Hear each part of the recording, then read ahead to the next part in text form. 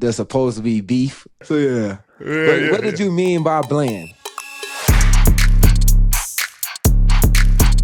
What's up? Welcome to another episode of the Travis Hunter Show. I'm Travis Hunter. What up, Bug? How's it going? You know I'm blessed, man. Same old, ready to get out for another week, man. Kicking in to get rolling. On today's episode, we're going to look ahead to this weekend's game, check out the latest headlines, and speak with one of the greats, Richard Sherman. Yes, sir. Yes, sir. So stay tuned. Please welcome a 5-time Pro Bowler and Super Bowl 48 champion, one of the greatest cornerbacks in NFL history, Ultimate Prime, Richard Sherman, to the show. Let's go, baby. The first thing they want us to break down, there's supposed to be beef that they thought we had. So, yeah. What did you mean by bland? Well, first off, people hear what they want to hear.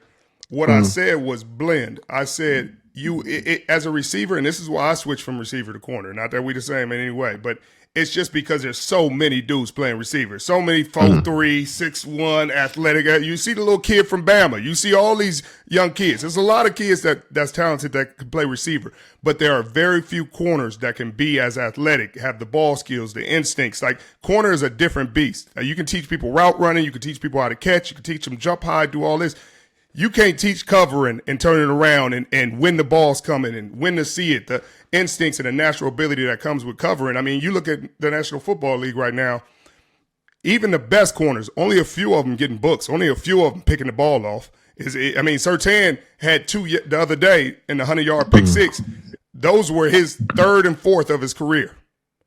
And he's been a top corner in ball for the last few years. The ball ain't coming to him. So to have somebody with those kind of ball skills is more rare than having a receiver that can do it, And so that's what I meant. I meant it's going to blend into the crowd. But as a corner, it just stands out. Everything you do stands out far and away. But they wanted it to be bland, so that made more of a narrative. So so we had our conversation, we were supposed to be beefing, so it only makes sense for us to get on our shows and talk about it, No question. Ain't no hard feelings. You got a 49ers hat on. That's the team I grew up watching. My whole family 49er fans, and you played for the Seahawks during your prime, and we used to hate playing you, but it was always a good game for us to watch. We used to have our family come over. We used to spend that time on Sundays and watch those games. You always got to be able to see those games and see how you play. So I used to look up to you. I used to model my game after you. Like, I'd probably say since I was probably up to me being 14, 15. During that area, because you was always in the camera, you was always talking your ish and going at it with people. So somebody got to do like that. Somebody got to keep somebody it. Got to do it. Right. Yeah. So I used to be like that when I was little, but I kind of matured and then just play football. Everybody they put their work in, so I don't never try to talk bad about anybody because I know how much work it takes for you to get to the next level. So. No question. That's just how I play. I'm a huge fan of your game. That's why when the whole thing came out, I said, wait a minute. So y'all telling me I called him. I said he's going to go top 3, and I said he's going to be one of the best corners in the National Football League, but I offended him? I was like, wait. Because, you on this podcast a lot. I do it. If I'm saying something to somebody, like I say some stuff about Trevor Lawrence and not living up to the hype, I'm not going to apologize for it because that's what I meant to say. When they start coming out with all this, I'm like, this is not what I said, but y'all done already ran so far with it that I'm going to call him and get a hold of him. And thank goodness we had Prime to be able to get a hold of you and be able to clear it up. That it wasn't no offense. I'm not trying to say you're not a good player or not a good receiver, but people want that kind of conflict these days for some reason. They can't just say he complimented the heck out of him, called him incredible, and thinks he's going to elevate the corner market in the National Football League. They say he called him a bland receiver. Okay, all right, yeah, and that's kind of bad on my part for only seeing one part of the clip. Still, but I'm gonna take full responsibility, like I said in the video, and like I said to you, I know I don't beef with people. That's just not me. That's not what I do. I like to talk to the person man to man, face to face, let them know how I felt, how it hurt me, and I'm very in tune with my emotions, so I'm gonna express it to you and let you know how I felt. I appreciate that. I appreciate that because it wasn't no ill will from my end. I'm a big fan. I literally only watch Colorado. I don't even watch Stanford right now because it's just tough to watch my boys right now. They in a tough place. So I'm literally only watching y'all boys play. I don't watch the top teams. I mean, I might catch highlights every now and then, or if the game is on. But I've been really impressed by your ability, even at Jackson State, your ability to play both ways and the time you're putting in. But again, at corner, it's certain things I'm seeing from you that are like, bro, y'all. I mean, I be calling my boys like, hey, I know you saw him today. I know, you know what I mean? The receiver stuff is incredible, you know what I mean? You mossing boys and all this, but some of the stuff you're doing at corner, I'm like, you see the feel, the instincts. Hey, he was going with the two and then came back downhill. Like, you trust in the process, you trust in the instincts. I think your first year at Colorado, y'all switched off a man concept at TCU, yeah, and y'all bumped it. Y'all bumped it quick, and you booked him. And I said, "Oh, this boy is different." But that comes with, you know, I had Coach Prime. You know, he's very like strict about us watching film. So, you know, we watch film like no other. And sometimes I get sick of it, how much I watch of it. But as the game comes, I'm still studying as the game goes on. Like, I'm in the game, but I'm studying everything that's going on. So, like, if they do a play one time, they could do it the first drive, and they could do it the last drive. I know exactly what play they're doing and what exactly I'm getting. So that's exactly how I played versus UCF and how I play against every team. Like, I know, like my coach always tell me, offensive coordinators, they're going to keep repeating if it works. Right. So And look, I don't want to give you too much because I want to have something to talk about on my show too. But it's going to be the same in the National Football League. And again, that's special. You know what I mean? Not that you can't play receiver in the National Football League, but I don't think you need to play 50 snaps at receiver to get your point.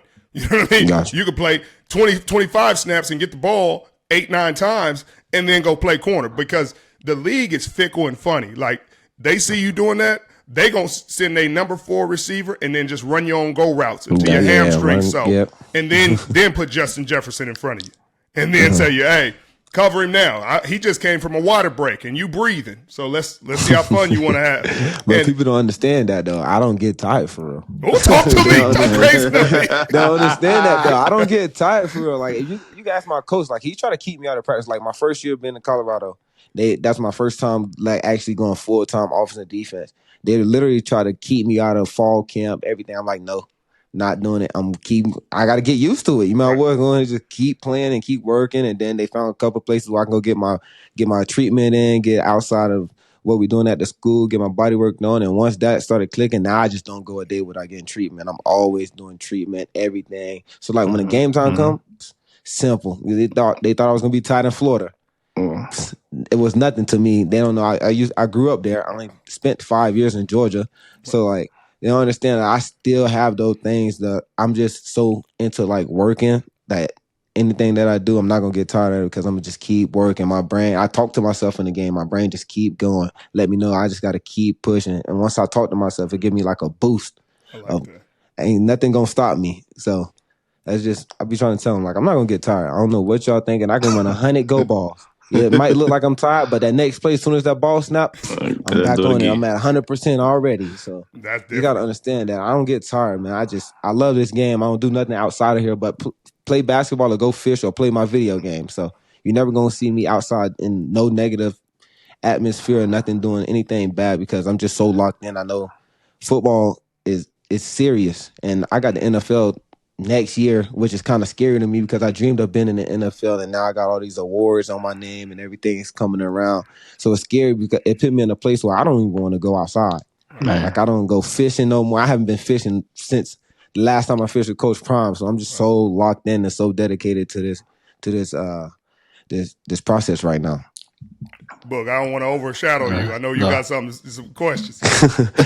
Man. That's dope, man. That was definitely dope. And I was enjoying just watching y'all go back and forth, man, because you don't get a chance to see this often. You know what I mean? Because we all looked up to you in so many ways and seeing the greatness. Now I do like to, jump track a little bit and kind of switch the gears on this thing because watching you do what you're doing, like you say, you talked it and you walked it, man. Like none other. And knowing that, I wanted to understand from your take what made the Legion of Boom so dominant and to be one of the best defenses like we've ever seen in the NFL. Yes, so what poured into that? Like, what was that about? I think it was a little bit of luck. You know, you just put a bunch of humans together that have a really similar mentality and really want to go after it. And everybody wants to be the best. Obviously, Earl was the first round pick, but Cam has a different mentality, a work ethic that is unmatched and unchallenged. And he's a destructive human being out there, as y'all have seen. And then you got Brandon, and you brought these guys together. And we all type A personality. We all alpha males. You know what I mean? We all in our own right feel like, hey, I'm the best. I'm the best to ever play. And I'm going to go out there and show it. I'm not going to say it to the world, but I'm going to go show you. But when you bring that together and you say, hey, but I'm willing to sacrifice for y'all. I'm not here to outshine y'all. I'm here to elevate the group. A rising tide lifts all ships. So I think humility might have been our greatest asset. Wow. And our coach, Chris Richard, I give him a ton of credit for being able to capture that and being able to keep us down and continue to challenge us every week, no matter what. We all got all pros. We all pros. My second year, first team all pro, 8 picks, 8 books. I'm out here. And still, I'd have 2 picks. I think I had 6 picks in the month of, it might have been 5 picks, in the month of November or something. I got player in the month, I got all this feeling good. And all he showed that whole month was me getting beat. Like, hey, and these plays, they're not even getting the ball, or like they're not even looking that way because I know I didn't book you twice, but he's like, hey, this is what you got to correct. Hey, you got to fix this. Your footwork was sloppy here. You got to do this, and that's what you appreciate because he always brings you back to here. Now, and that was a big part of it. And you talk about Cam and Earl and Brandon and Byron Maxwell. There was so much respect and regard and love for one another. Like, we not just playing on the field. We hanging out. I'm going to his kids' birthday parties. We going on vacations together. We hanging out outside this. So it's like you're not even out there with your friends. You out there with your brothers. So there's a different kind of love and respect. When they make a mistake or you make a mistake, ain't nobody coming up to you like, man, what the F you doing? Like, come on, get it together. It's more like, hey, I know you better than that. You know you better than that. Come on now, baby. Hey, come on. We about to get it this next play. They don't know who they messing with. They didn't woke you up now, you know, and it's just when you out there like that and you trust in each other and you playing together and you pushing each other and you want the best, you willing to sacrifice. So I hit a 350-pound tackle if it means turn the ball back and get it to Cam and he making a tackle. Like, if that's a sacrifice I need to make, that's what's going to happen. And so we did that for a long time, and we did that with other guys.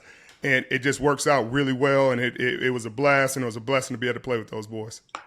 Man, that's crazy to hear that perspective like that. Like, we see it on TV, but to hear you voice it like that, like that's next level, bro. Like, the off the field stuff and the way your coach was able to always know that. I know these guys are special, but let me always bring them back down so I can give them something else to strive for, something else to.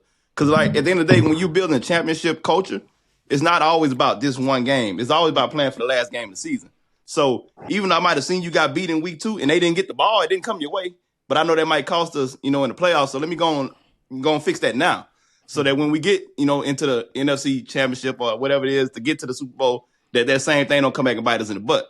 So that's interesting to see that and hear that from you. You know, like I say, cause we seen it and but we didn't know what all went into that. And to say that all alpha males with all that type of humility on one side of the ball, like, man, at the end of the day, y'all were destined to be what y'all were. Yeah, that's kind of crazy that you say that what you just said, Bug. The coaches always bring it back. It might not hurt us now, but it's going to hurt us later. Because that's exactly what our coaches do. You know, they played in the NFL, so they don't know exactly how that goes. Coach Prime, Coach Mathis, all the defensive coaches, all the offensive coaches, they always show us the bad plays. And we be like, Coach, I just had 3 touchdowns. Why are you talking about my feet wet right here? But guess what? They don't care about none of that. And that's what that will help us improve, because that helped me come back to reality. You can see my name everywhere all day if you wanted to, but then when I go into that meeting room with Coach, come here. That don't mean nothing. That don't mean nothing to us. You got to keep working, keep improving. You just got to continue to get better. You know that, like you said, like the first game can hurt you. The last game of the season. Right. So that's exactly what my coach is doing. That kind of stick with me too, because you know. I can go catch a pick, like me catching that pick at UCF. I caught that pick, but my coach, hey, you need to get hands on next time. I don't care what you do right here. Next time, they going to probably pluck that fast. Right. So you never know what's going on. So just my coach being able to tell me that and bring me back to the standpoint of like, you got you a pick, but sometimes quarterback ain't going to try you like that. He going to try what you're supposed to do. He going to try that long ball. He going to try that long ball. So you got to be ready for everything. My Coach Prime, he always keep me on my feet. Like you can see on the YouTube videos, he come and talk to me. He came and talked to me, I think, 2 times UCF, and that's the only 2 targets I pretty much got the whole game. But he knew exactly when I was finna get those targets. The first target, when they tried me deep, he told me, they finna try you right here. So go ahead and be ready. Next time I go out on the field, they try me. Bat it down. Then next time, we need a turnover. You better be ready. They're gonna come to your side again. Interception. So like me, you listen to the people that's coaching you, just level headed, and you'll be good. You didn't bat it down. You should have booked that. Yeah, I know. I told myself that. I said, man, I'm supposed to have 3 picks. I'm supposed to have 3 of them, but ain't nobody knows that. They think I just had a good play on the ball. No, I don't want no good play on the ball. I don't want no PPU. I want an interception. And you lined it up so had 3 cold. that game. You lined it up so cold. It's so cold. I had 3 of them, but they only seen the 1. They don't know about the other 2. They don't know about the other 2 that I know I could have got.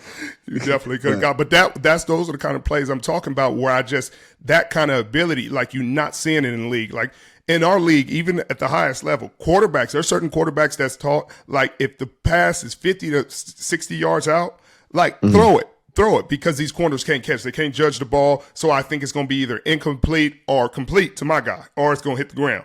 I'm not thinking they're going to be able to line it and judge it. They're going to misjudge, or they don't have the hands to bring it down. So I'm still going to try it, even if it's great coverage or anything. And they're not going to try that with you, because they put it up, you bringing it down. You're going to judge it just as good, if not better, than a receiver. And you're going to bring that thing down and get. And hey, we back on the offense now. Thanks, appreciate you, man. Yeah, I can listen to y'all guys do this all day back and forth, bro. They're like, this really magical. Like to see someone who's done it at the highest level, and then you got another guy that's chasing that, and to do it. And with you to say that, because what you just said, like most people see, man, Trav made a good play on the ball. When you say he batted it down, but you saying now. That should have been a pick, because you know what it looked like and what it feel like. So even with that, like for you, and we discuss characteristics of an elite cornerback, what do you, from a mental preparation standpoint to a physical, whatever it is, what do you ideally see as an elite cornerback? It's what he's talking about. It's studying the tape, and not even just studying the tape and doing all the hours, because people can spend 40 hours watching tape and then get it on the field and forget everything you watch and not be able to apply it. So it's not just as easy. People are like, did you watch a lot of film? It's like, it's not just that simple, because there's people that watch film and then get out there and then get paralyzed. They're paralysis by analysis. They can't remember nothing. They're too tired. It's too hot. It's too much going on. And they forget the exact simple plays that they worked on all week, that they saw all week, that they can make a play on. And so I would say what Trav is doing, being able to take what you learned in the classroom and apply it onto the field, both the practice field and the game field, is probably 1 or 2 on my list, because athleticism and all that is going to come with the territory. Like there's nobody getting to the league that ain't good enough athlete, especially at corner. And your ball skills, like me personally, I value ball skills as much as anybody. So I like Trayvon Diggs and what he's able to do, because he's going to book. You put it up there, you give him a shot at it, he's going to get it. And there's a lot of corners that frustrate me, because they have all the ability in the world and they get in position to make plays and they just don't look, or they look and then they just slap it down. It's like, catch it, please. That's what happened to me in practice. I'll be picking on my corners when they do that. He'd be right there, he'd be batting the ball. I'd be like, come on now. We need you to pick the ball in the game, but that's my corners in the game. This year they'll show me that they're gonna go get the ball. I'm just happy to have those guys around me and to understand that I can help them and they can help me. So I just have my ears open and you open-minded for them. You elevating them. Like, because it was just like Cam. Cam was a big hitter. He wasn't really a picker. He wasn't picking the ball off. But as we kept doing it in practice and everybody else picking it, now he's like, I got to get the ball because y'all all getting it. And so you changing their mindset, and you probably going to up their draft stock and up their ability to play at the National Football League level because of that. And that's cool. Yes, sir. Iron sharpens iron, man. Every day of the week. Yes, we only see you on the field. We don't see what you do outside of the field. So what's your, off-field hobbies? What you do to relax? What you do to have fun? Well, I coach my kids. I got 2 kids now, and they 8 and 9. And so I'm out there coaching them, making sure my son is better than anything I was ever. I'm reading to them. I really enjoy my kids and being there with them. I play some video games every now and then. I own a restaurant, so I go hang out with some guys there sometimes. But I do my best to try to give back to the game and give back to guys that because the game has gave so much to me. So you want everybody every chance you get to elevate. If some kid asks me, there's so much social media, people can reach you nowadays. It'd be kids that reach out and they're like, hey, you think you can come talk to our school? I know this is a long shot and I don't think you're going to do it and you're probably not going to read this. Then I'll pop up to the school and I'm like, come on, work. What we doing? That's dope. That's dope. So that's nice. That's exactly what I want to do. Yeah, that's nice. Yeah, that's nice. I aspire to do that. Go up and show up. Because I was once that kid. I try to tell people that. They be like, why you only take pictures with kids and do everything for the kids? Because I was once that kid. Nobody came back to see me. So I want to be able to go back and see the kids. Like I was just at my little brother football practice. Everybody wanted the picture. They didn't think I was gonna take a picture with everybody, but I sat there and took a picture, one person at a time, just so they wouldn't have to do group pictures, let them get their moment. So I love to be around the kids. I love to always support the kids and try to help them out as best as I could. Because I know if I had that opportunity, I did have the opportunity. My coach, he seen me in 8th grade. He took me to every practice, every training, paid for everything I needed, my first pair of cleats, food, and everything in high school. So I just always want to be able to be that outspurt for the kids and give back to them. Please don't lose that. Please don't lose that. I don't. I love being around kids. That's my favorite thing to do. Just go out there and just play and be around them. That's beautiful, man. And one thing, I know Trav had one question. I got one thing I want to leave with. And Trav just tapped in a little bit about on his side. For you, Rich, I'm big on giving people their flowers. Mm-hmm. And I know for you, I want to give you this chance because I want to know who in your life will influence you, whether it's been a coach, a parent, or, someone else that was influential in your come up to be what you were along your journey. Well, I think you got to start with your parents because none of us are here without them. And I was blessed to have both parents in the household my whole life. My dad pushed me. My dad driving trash trucks. My mom working with mentally and physically disabled kids. Both of them worked 30 years. And I'd say my brother. My brother paved the way. Your older brothers go first. They got to get the hard stuff out the way. And then you follow up behind them, figure out what you want to do. They're like, he ran track, so I guess I'm gonna run track because he figured out that it was all right. It's good. We have a good time. All right, I'm gonna do that. And then you just got to try to be better than them at everything they did, and that's really was my ambition my whole life. He played receiver, so I played receiver. Then I ended up playing corner. He never played corner, but I probably would have played corner sooner if my brother didn't play receiver because I was just doing what he was doing. And so, yeah. But he really. It motivated me. Like I talked to him before every game, and usually he just talking mess to me. I ain't gonna lie to you. Usually he calling me, and he researched who the best player on the other team was, and he gonna tell me they gonna have a big game on me. He's like, hey, I saw the same thing my dad and my brother do. They do the same thing to me. My dad and my brother are always talking trash to me. I went back to my brother practice. First thing he said, you can't guard me. He tried to make me get on the field and guard him and stuff in front of his whole team. So you know how that be. I know exactly how that is because I'm the oldest. Yeah. So I know I got to go out there and I'm trying to pave the way for my little brothers and sisters. So you got out there paving now. I'm trying to. You're doing a great job. You're doing a great job. And I had some high school coaches. They didn't take me to practice and stuff, but they challenged me in a way that brought the maximum out of me that I didn't even think was there. I'm sitting here at track practice and I got 3 workouts because I got 4 different events that I got to prepare for, and the workouts taking 3.5, 4 hours. So sometimes, guys, I start my workouts 8th period and I'm not done until the whole track team then went home and went to sleep. And them boys started an hour and a half after me, and they sitting there laughing like, oh, you still got to go. You still got to go. Like, bro, this ain't funny.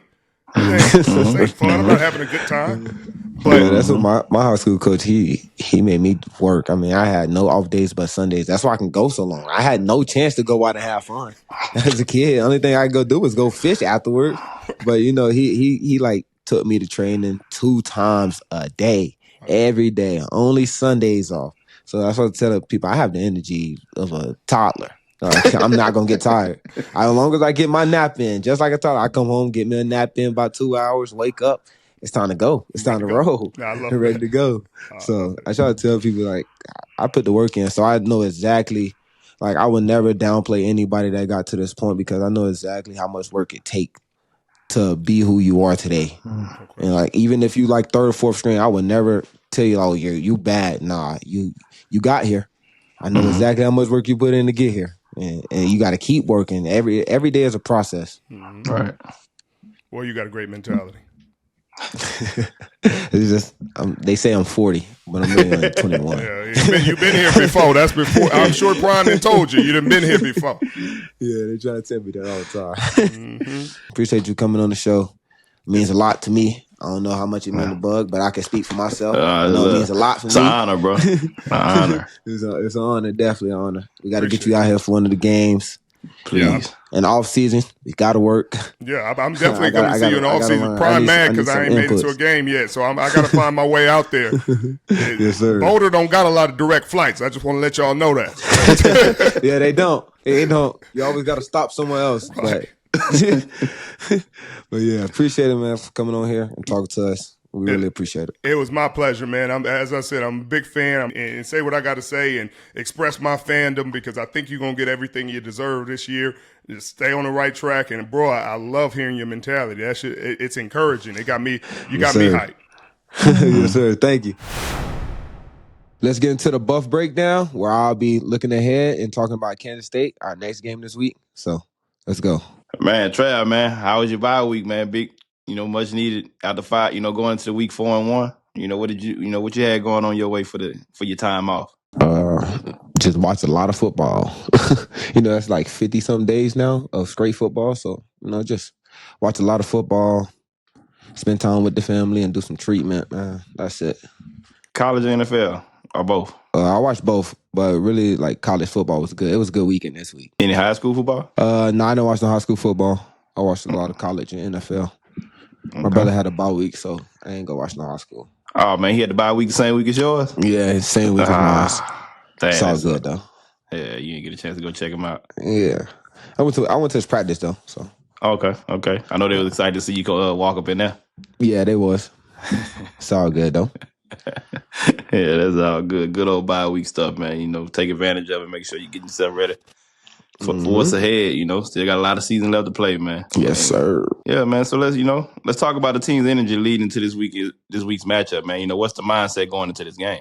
Mindset is win. Go 1-0. Do everything in our power to go 1-0. Don't be too satisfied. Continue to work. Continue to ball out. Continue to play for each other. 1-0. Yeah, that's always the goal. You're right about that. 4-1, go 1-0 would be 5-1. No, good luck, man. We 0-0. We had a bye week. We 0-0. Right. So I mean, even coming off a bye week, how's the preparation going with that? Like, has it? I'm pretty sure y'all just got back to practice yesterday. So yeah, we got back yesterday. Not a lot of practice. Yeah, no, we had practice last night. We got up. We had a little players practice today where we go in and watch film and do walkthroughs amongst each other with no coaches. Mm-hmm. So we're taking the right steps towards the game. We got to take them pretty serious. We got to take them serious. So we just focus on the game. We took it amongst ourselves to go and practice without the coaches. So that was good. Dope. No, that's good stuff right there. So even with that, going into like I say, going into the bye week 4-1 coming out.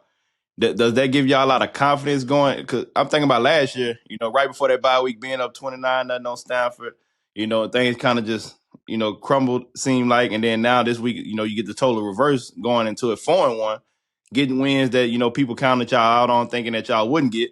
And now that you got them, does that give y'all extra boost of confidence, coming in off your bye week going into K-State game? I don't think it give us no extra boost or confidence because at the end of the day, you still got to go out there and play. It's a whole nother team. It ain't the same team that we played in the first 5 games. So still got to go out there and work. Still got to go out there and play. I mean, give us confidence in ourselves that we know we can do it when we put the effort forward to do it. But other than that, we just know we still got to work. You still got a lot of improvement. I mean, the game it looked good by the numbers, but it was still an ugly game for us. It was a lot of stuff that still could have been corrected about.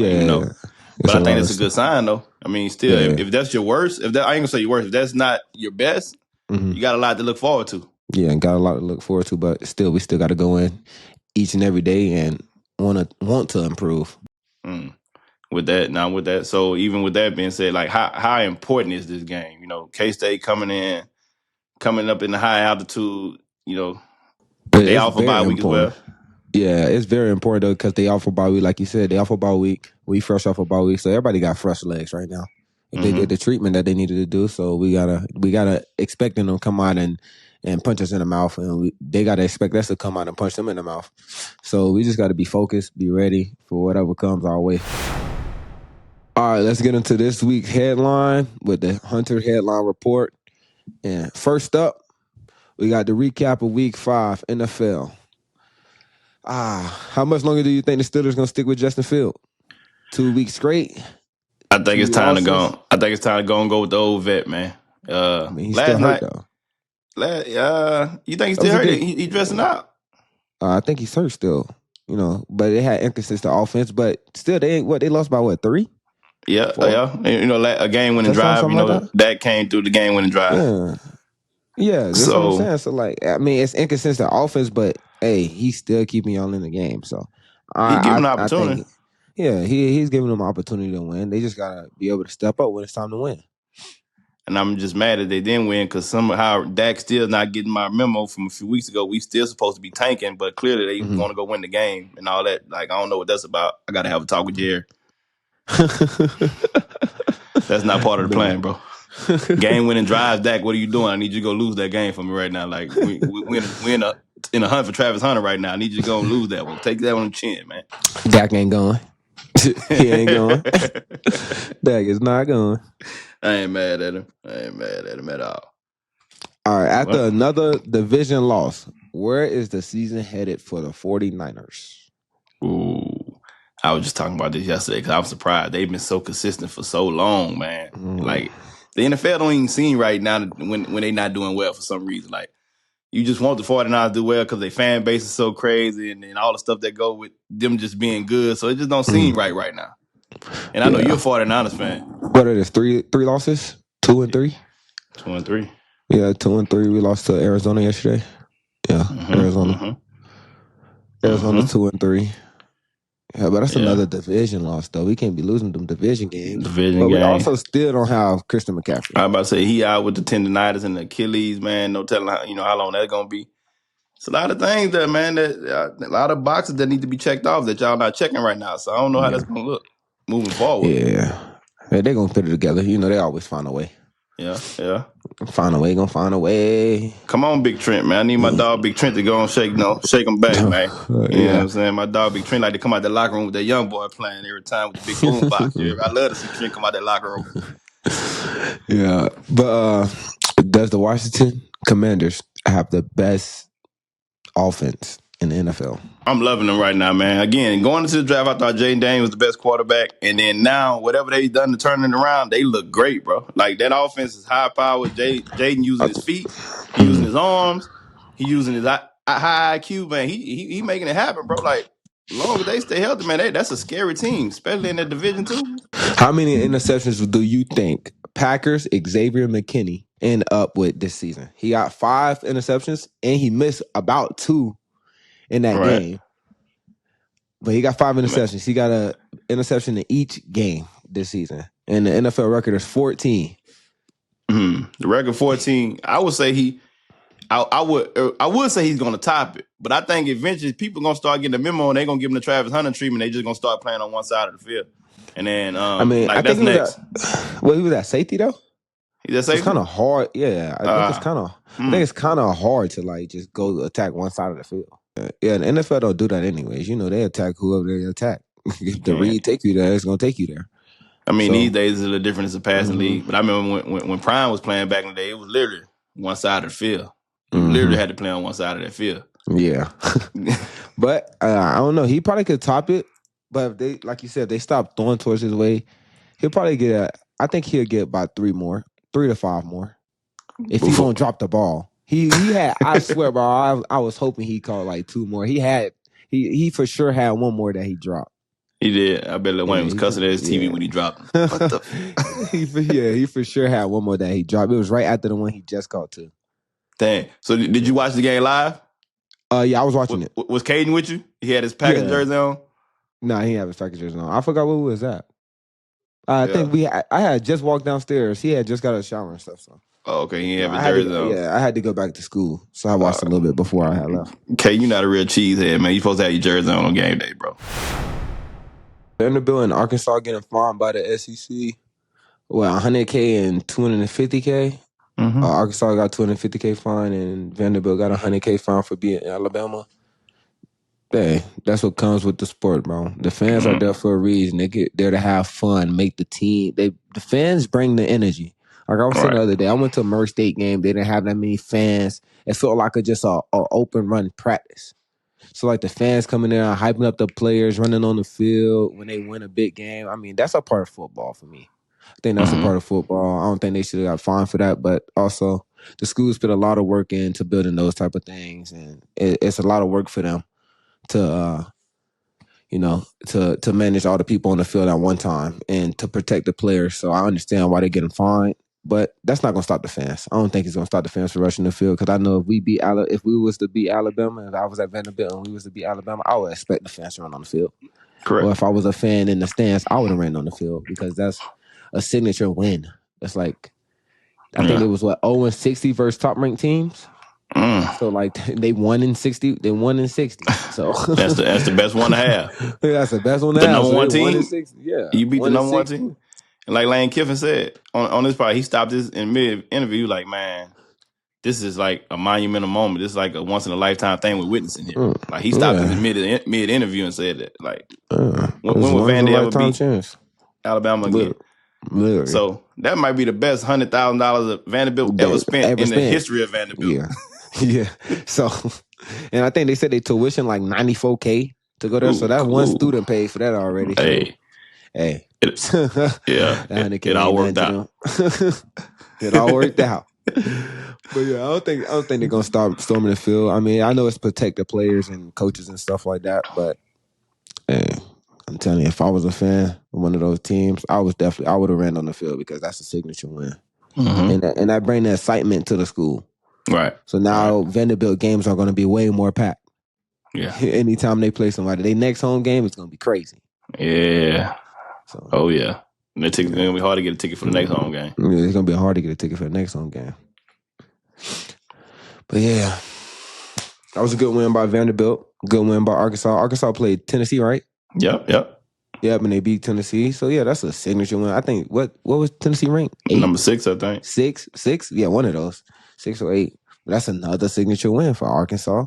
So yeah, I understand the people. No, Tennessee was ranked number 4. They was ranked number 4? 4. Oh yeah. Yeah. You gotta storm the field. You gotta storm the field. And one, you beat number 1 and you beat number 4. Yeah, 250,000. What are we talking about? Do it again. Do it again. Run it again. But yeah, I mean, I get what the SEC is doing at the same time. I'm trying to protect the players and stuff. Right. I understand that. Yeah, I see both sides of it.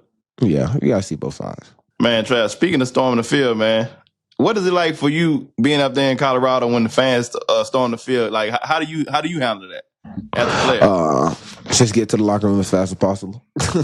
Yeah. You know, I gotta go see my family after the game, so I just get to the locker room as fast as possible. You know, I'm not the type of guy that try to shows off. I try to just stay out the way. I'm just calm when it comes to stuff like that. But if you know me, you know I'm very goofy. I got your dog crawling to the locker room last time. Yeah. So, you know, I had to do that, though. I had to do that for Kai. You know, I promised him I was going to do that. But other than that, you know, I would have ran to the locker room first thing. You know, when that happens to us. And there was so many people coming hugging. I'm like, who are these people? I'm like, at the time I was filming, so I didn't realize, like, hold on, the field is getting stormed. Like, these are random people. And I'm looking back like, oh no, hold on. He's a man, get off him. Because I was like, who this guy just hugged Trav? Do you know Trav? Like, and another guy came. I said, I'm like, what's going on? And I look back. I said, oh Lord, they coming. Come on. Yeah, nah, you know, I try to get to the locker room as fast as possible, you know. But you know, some of the players, they be out there hanging with the fans. You know, you just gotta live up your college dream, man. Yeah. Sometimes you gotta just live it out. There you go. Hey, you gotta live it to the fullest. Live it to the fullest, baby. Nothing like a wild fan base, man. Never like a wild fan base. And you know, Colorado got one of the best fan bases, so you know our fans be going crazy. Yes, sir. They love this winning. That's another episode of Travis on the Show. Thanks to Richard Sherman for coming on. My co-host for joining. You know, Bug, he always staying tuned. He always here. Check us out every Wednesday on YouTube. And don't forget to comment and subscribe. Follow us on TikTok and Instagram at Travis on the Show. See you next time on the Travis on the Show, powered by Overtime.